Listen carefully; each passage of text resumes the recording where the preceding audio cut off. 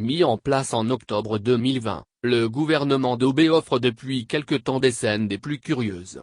Entre les décisions impopulaires et la gestion de la crise sanitaire, ce gouvernement affiche également une cohabitation difficile entre certains ministres.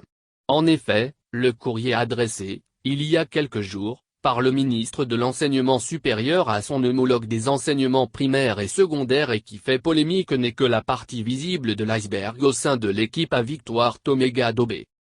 Le 17 juin dernier, dans une lettre envoyée au président de l'université de Lomé prof Dodzi Kokoroko, également ministre des enseignements primaires et secondaires, le ministre de l'enseignement supérieur et de la recherche, Iwateba Majesté lui a notifié la suspension des fonds du projet d'appui à la mise en œuvre de la réforme de l'enseignement supérieur en sciences et ingénierie, par aussi, en raison d'une répartition non inclusive. Selon le ministre Iwateba qui a émis des réserves au sujet de la mise en œuvre actuelle du PARECI dans les universités publiques du Togo, financées à hauteur de 11 milliards de francs CFA, 85% des besoins sont restés non couverts. Il pointe également du doigt la quasi non prise en compte des besoins de l'université de Kara et de l'école normale supérieure, en d'Atakpamé. Pour finir, le prof Iwateba demande au président de l'université de Lomé de prendre contact avec son collègue de l'université de Kara, le représentant du Conseil des établissements privés d'enseignement supérieur, CEP, et celui de l'école normale supérieure, pour la prise des dispositions idoines, en vue de la mise en place d'une commission chargée de proposer une nouvelle structuration et un redimensionnement du projet PARECI. Cette lettre d'un ton condescendant vient lever un peu plus de doute sur les relations tumultueuses qu'entretiennent les deux hommes depuis l'affaire dite des notes truquées à l'université de Lomé. Des antécédents. En effet, bien avant d'effectuer leur entrée au gouvernement, les deux hommes sont bien connus à l'université de Lomé où le prof Kokoroko et le président Iwateba étaient vice-doyens de la faculté des sciences de la santé, FSS. Les relations entre les deux personnalités se seraient dégradées depuis l'affaire dite des notes truquées qui a valu quelques jours de garde à vue à l'actuel ministre de l'Enseignement supérieur à la gendarmerie. À l'époque, certains enseignants ont clairement accusé le président de l'université de Lomé de livrer son collègue, en violation des procédures internes au Temple du Savoir. Selon deux sources concordantes, Iwateba qui a très mal vécu cette affaire ne l'a pas oublié. S'il a une opportunité, il n'existera pas à rendre l'appareil au président de l'université de Lomé, a indiqué un observateur proche des deux personnalités. Et depuis lors, les deux hommes se regardent en chien de faïence. C'est le temps du rebelote qui a donc sonné pour Iou devenu depuis octobre 2020, ministre de tutelle de son frère qui n'avait alors rien fait pour le sortir des griffes des gendarmes en 2018 dans une affaire pourtant universitaire. Bienvenue dans la guerre des ministres des plateaux. Tenter de circonscrire cette approche administrative totalement maladroite à cette seule correspondance serait faire fausse route.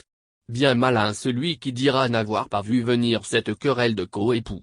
Un autre épisode avait déjà émaillé les relations entre ces deux collègues ministres, révélant au grand jour plusieurs couacs. L'un imposant une activité suspendue par son collègue sur un même territoire de pouvoir. On peut bien constater que non seulement le code de bonne conduite édicté sous le magistère de seul homme classou ... n'est pas pris en compte, mais aussi que les différents séminaires gouvernementaux qui ont jalonné l'entrée en fonction du gouvernement du Premier ministre Toméga Daubé, n'auront pas atteint tous les objectifs escomptés, a analysé le confrère Togo Matin dans l'une de ses dernières livraisons. Et d'enfoncer le clou, qu'au-delà de l'image d'un manque de cohésion que renvoie cette guerre entre deux ministres, il vient au grand jour une défiance et un non-respect pris en compte de la courtoisie républicaine. Mais à scruter de près l'équipe gouvernementale, ces deux ministres ne sont pas les seuls à entretenir une relation difficile. Un gouvernement clanisé. Comme l'a si bien souligné, Fraternité dès la publication de ce gouvernement, Victoire Toméga Daubé pour marquer son passage à la cité Wa, s'est entourée de certains de ses proches. Mais, elle a vu aussi incorporer ou maintenir dans son équipe des personnes qui ne doivent leur place qu'à leur allégeance à Forgna Simbé. Finalement, un gouvernement hétéroclite où l'entente ne saurait être des plus cordiales. Et si jusqu'à présent le gouvernement a pu maintenir un semblant de cohésion, les relations seraient de plus en plus tendues entre certains membres, à en croire des sources bien introduites à la présidence. Et cela semble se confirmer.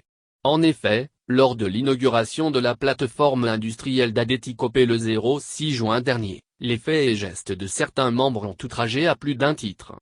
Et pour cause, pendant que d'autres ministres se sont installés sur les sièges qui leur sont réservés, d'autres ont choisi d'aller s'asseoir au milieu des invités incognito.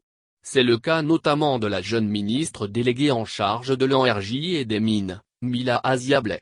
Comme pour éviter les regards les plus indisposants de ses collègues qui la considèrent plus comme leur fille qu'une collègue avec tous les égards afférents. L'Africain et ses petitesses d'esprit. Passons. L'on a pu également observer d'intenses discussions entre Sina Alosson et Gilbert Bavara, pendant que la ministre chargée de la cellule climat des affaires, K, et secrétaire générale de la présidence de la République, Sandra Ablamba-Johnson cogitait seule sur son siège visiblement l'esprit ailleurs et mal à l'aise à côté de ses deux autres collègues. D'ailleurs, il a suffi que le cortège du chef de l'État quitte les lieux pour qu'elle en fasse autant sur la pointe des pieds. Or, en tant que ministre en charge du climat des affaires, on l'aurait normalement vu échanger avec certains grands hommes d'affaires invités à cette cérémonie. Au regard de ce qui précède, la tension entre Iwateba et Dodzi Kokoroko ne serait que la partie visible de l'iceberg. Nul doute que, ces guerres de tranchées auront des répercussions sur les résultats promis par Damissi Motomegadob au moment de sa prise de fonction. Comme on le dit dans la Maison Bleue turquoise, allons-y seulement.